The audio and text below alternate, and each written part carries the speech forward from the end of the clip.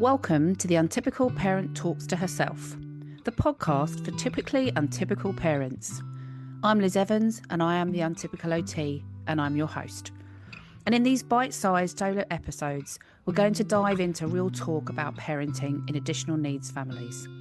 No fluff, no judgment, just the stuff that matters. Because let's face it, there's absolutely no rule book that works for the wild ride that we'll find ourselves on as parents in additional needs families. So let's shake things up, let's share some of the laughs and the hard stuff, and get the support we all need in this untypical journey. Are you ready? Come join me. Hi, thanks for joining me today. Today I was going to talk about dyslexia and parenting.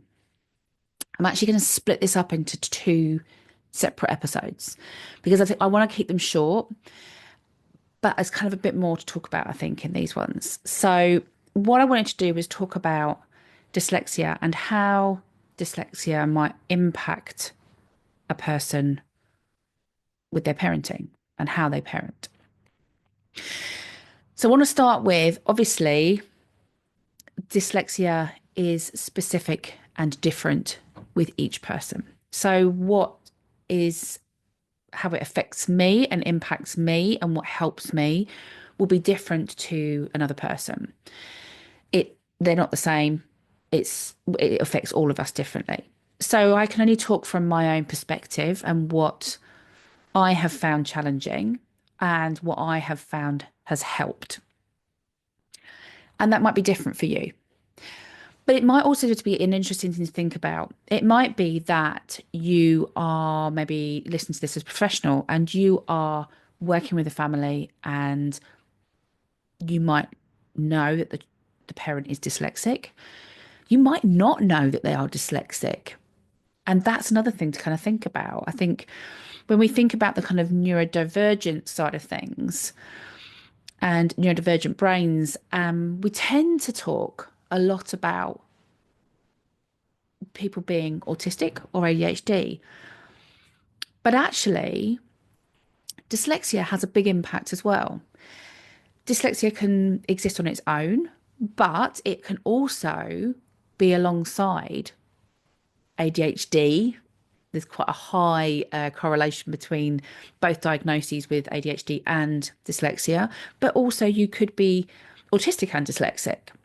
So it is worth thinking about if you're coming at this from a professional perspective.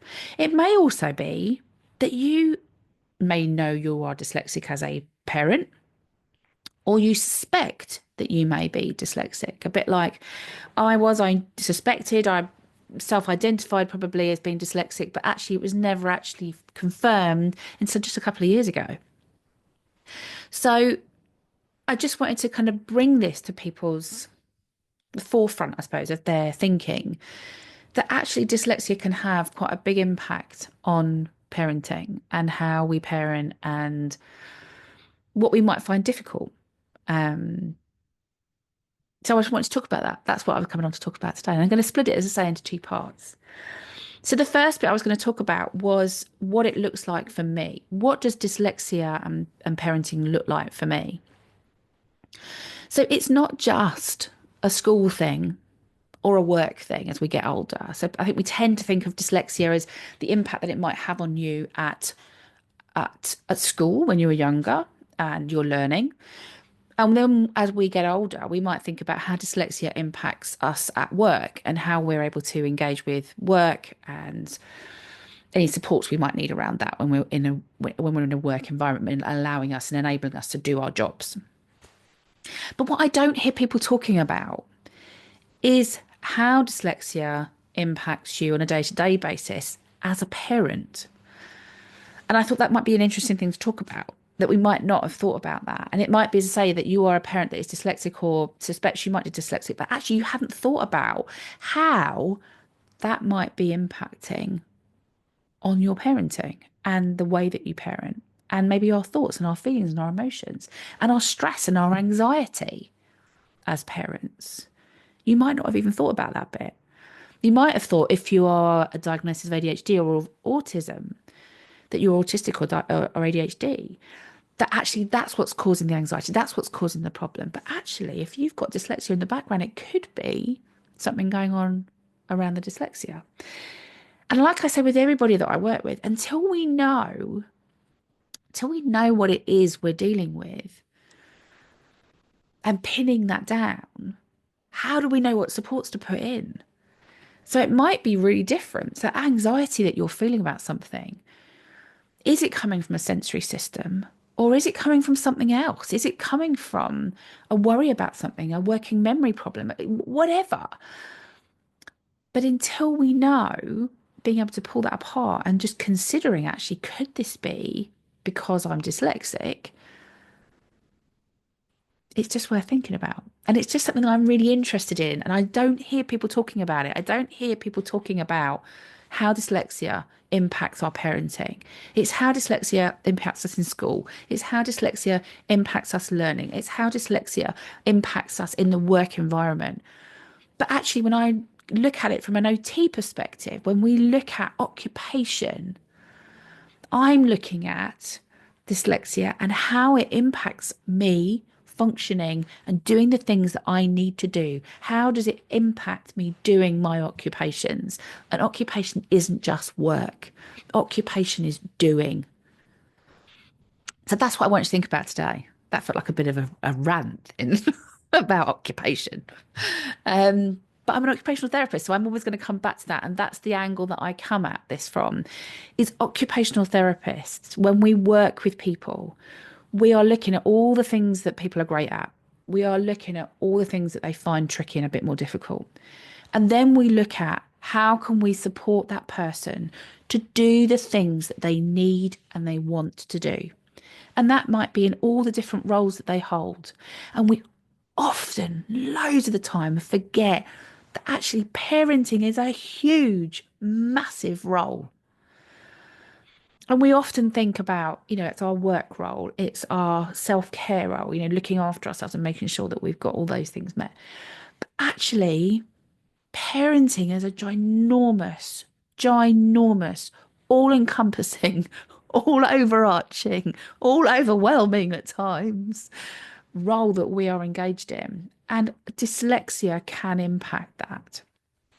So, wow, what might it do? So we know that it's not just something that affects school and work. Actually, dyslexia affects everything that we do across our lives. Sometimes in positive ways and sometimes in ways that makes things more tricky and a bit more challenging for us. And the biggest thing I found for me was very, very quickly, my kids went past me. And I felt this, and I shouldn't probably say this, that they went past me, but their ability. I have got two kids that are the most amazing spellers. They've almost got photographic memories. I was so lucky when we were doing spelling tests and stuff when they were in school in primary. Both my kids could look at a spelling list and then would be able to spell them back. And that's from a mother that used to spend hours and hours and hours and hours and hours learning a spelling test in order only for the teacher to knock them out of order, and then I couldn't spell them. So very, very quickly, my kids could spell words that I couldn't. I knew when I did spelling tests with them, I had to have it in front of me. And even then, there was a joke between us and me and them, was that I would go to them, that's wrong. And they would go, no, it's not, Mum, look again. And because of my dyslexia, I wasn't reading the letters back properly. And I was trying to decipher what they were saying and then what I was meant to be reading. And I couldn't do both. And I would get it wrong. I'd be telling them, no, it's wrong, it's wrong. And it wasn't. Anyway, they learned to question their mother about those ones and in a very nice way. Mum, can you just check that? I'm going to spell it again. Because yeah, a lot of the time I misread the spellings, and they used to do that horrible phonetic spelling. So like cat became cat. But that's fine when it's like that. But when it got longer, they'd be spelling whole great big long words using that phonetic sounds, and it used to make my head hurt. I hated it. I was rubbish at it, rubbish. So very quickly, the kids moved further than I could support them with. And that felt really hard as a parent. Emotionally, I felt that very difficult. I found that I was quite hard on myself. I found that difficult to accept that my kids could spell better, write better, and read better than I could. But what it did do is open up conversations for us as a family that we are all neurodiverse. I've got myself and my son that are neurodivergent, and then I've got another son who's neurotypical. So we are neurodiverse in our family. And each of our brains work differently. And although myself and my youngest son are both neurodivergent, our brains still work differently from each other. But that's just humans. Everybody's brains work differently. And that opened up conversations between me and my children around, yeah, I might not be very good at this and the spelling bit. And we don't tease and we don't laugh at people that find those difficult. But what I am really great at is when they come home and they've got a project for school and they don't know what to do, who comes up with the ideas?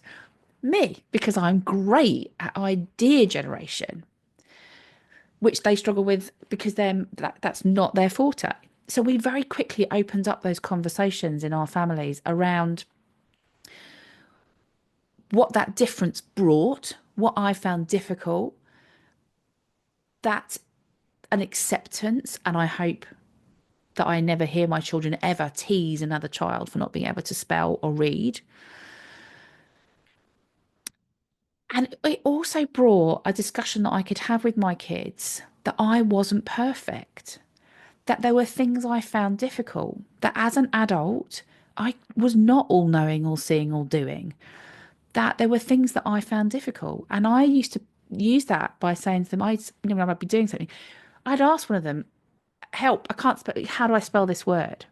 Or I'm reading something and I used to read to the kids, the poor kids. Anyway, I used to read to the kids and I would say to them, I can't read that word. What does that word say? And they would help me. And I think that gave a really lovely connection between me and my kids, is that I wasn't perfect, but I was still okay and I could still ask for help. And it didn't matter that they were children because they had a brain that was really good at reading and spelling, what I was finding really difficult. And yet when they needed help for something else, I had a brain that would really help them out. So we learned as a family that that neurodiversity in our family and our brains and the way that they worked was brilliant. And that's what made us the team that we are as a family. So there was that bit when they kind of went past me, and helping with their homework was tricky. You know, I used to really struggle with that. And now that they're in secondary, English for me, I really, really struggle with that. And I am lucky in the fact that they struggle with that. They're good at that, and I struggle with that, and they seem to be able to get on with it by themselves. But equally, I thought, you know, if you have got kids that struggle with it and you struggle with it as well, again, you can identify with that. You know what that feels like. You can have those conversations. You can talk about how that feels. And those conversations are so important with our kids, so important that we are able to open up and talk about things that we find difficult as parents. And I'm not saying we overload and dump everything on our kids. That's not what I'm saying. But it is about those conversations about we are not perfect. We are not perfect. And that is okay. Those are human beings and we find ways around it. The other thing that I kind of find quite difficult when I'm parenting is that the kind of juggling of family logistics. So that for me, my working memory, sequencing, planning, all that kind of stuff, I find quite tricky. I have to write everything down. And it was finding strategies to help myself with that. That when you have kids, it kind of blew my world apart, I think, with dyslexia and the impact that the dyslexia had on what I was finding tricky. That before I was kind of functioning, I was managing when it was just me. I had to organise. I have lists. I would have things written down, and I, you know, I could sequence things and work things out. It took me longer, but I would be all right. I'd manage it. But what happened when the kids came along was that again blew that out the water with the demands running three different diaries for, you know, me, the kids each had one each, and trying to organise everybody and get everybody to where that they needed to get to. And what didn't help is on top of that, I get really anxious about being late. And Just recently as well, one of my kids, they've learnt to check. So we were due at a football match. I had had the text message in my head. I don't know why. I had that we were at home for the football match. It was later in the day match. I'd been up. We kind of had a bit of a lazy morning. I'd gone out for a walk. Everything was great. I thought we had loads of time. I came back. I woke my son up and said, we need to get up soon. It's time for football soon. And he said to me, "What's the time, Mum?" And I gave him the time. And he went, "Should we not be leaving?" And I went, "Oh, no, it's at home." And he said, "No, it's not. It's away." And I went, "No, it's not. It's not. I've checked." And I was really cross with him. And I was like, "No, you always question me. You always question me.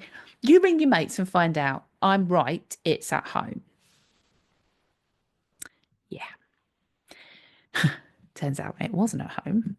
It was away down in Brighton. And that meant there was quite a bit of time we needed to get there. So my children have learnt to double check when we're meant to be places because they know that their mother will read things, text messages, letters, all that kind of thing, and doesn't always transcribe the right information. Timings I find difficult. And often they'll ask me things like, what time are we doing something? I can't remember. I don't remember numbers. I have to write everything down. I have to check in my diary. Another example is my son and his mentor went to the cinema. He told me 3 times what time to collect him. I had written it down in my diary and I still turned up at the wrong time because I don't remember the numbers.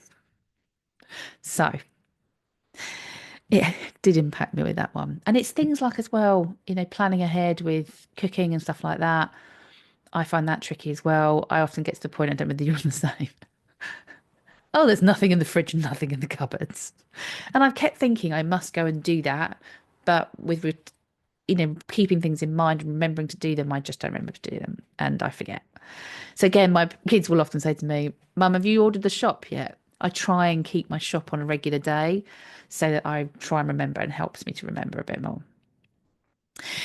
So that's kind of a few of the things that impact me and my dyslexia and the way that I parent and the impact that has on me.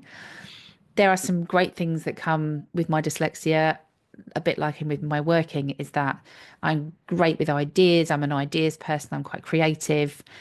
And the kids have benefited from that when they've been at school. I'm great problem solving. So if things are difficult, I'm great at coming up with ideas and solutions and strategies, which, as kids go through and find things difficult in life and in school, that's again proved really useful. So there are other things as well that I'm not quite so good at, like helping them with their spelling tests, because I still get that wrong even when I've got their spellings in front of me.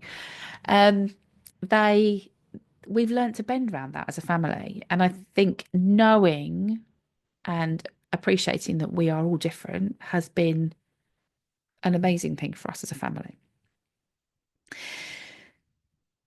So two things I'm just going to leave you with that helped me, that have helped me. So again, the kids kind of support me, but I support the kids. And again, I'm not just dumping everything on the kids. We are a team as a family, and they have found ways to prompt me or help me, just like I prompt and help them. And it's not an over demand on them. It's actually showing them that as a parent, I am not perfect. And as children and adults that they become, they are not perfect.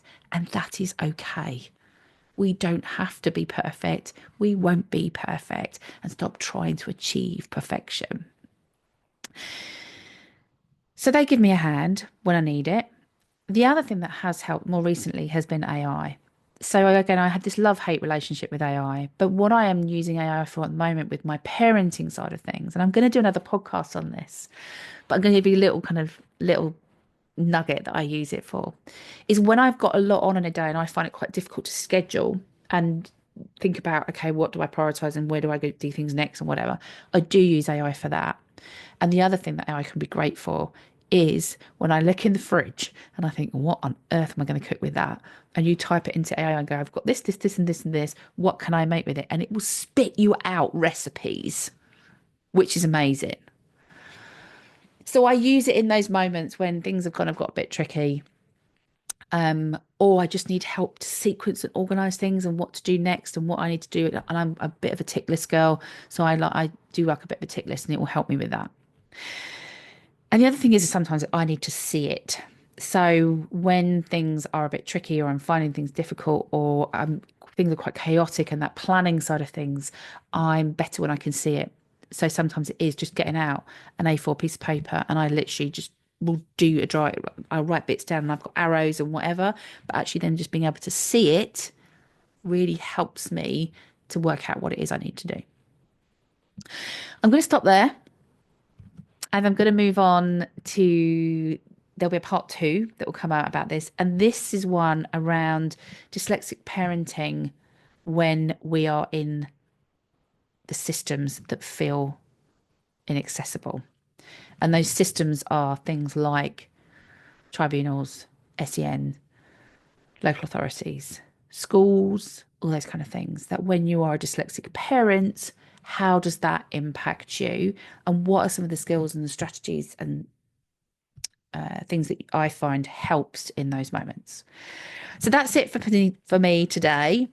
As always, thank you for joining me. Thank you for your time. I hope it was helpful. I hope it was useful to think about dyslexia and how dyslexia might impact us as parents and the way that we parent. And if you are maybe someone that is not dyslexic, but you are working alongside parents that are dyslexic, or you're a teacher or anything like that, hopefully this will have given you some insight into the impact that dyslexia can have on that. Because a lot of this stuff, a lot of the difficulties and what brings with it is anxiety, huge levels of anxiety. And by knowing what the areas of difficulty are, being able to put the strategies in reduces the anxiety around that. I'm going to leave you I'm going to leave you for today. I'm going to say thanks for joining me. Take care, and I'll see you soon. And hey, if this episode made you laugh out loud or feel a little less alone, why not buy me a coffee? Just click the link in the show notes. It's a small way to show your support and keep this podcast going. Take care of yourself today. You're doing an amazing job.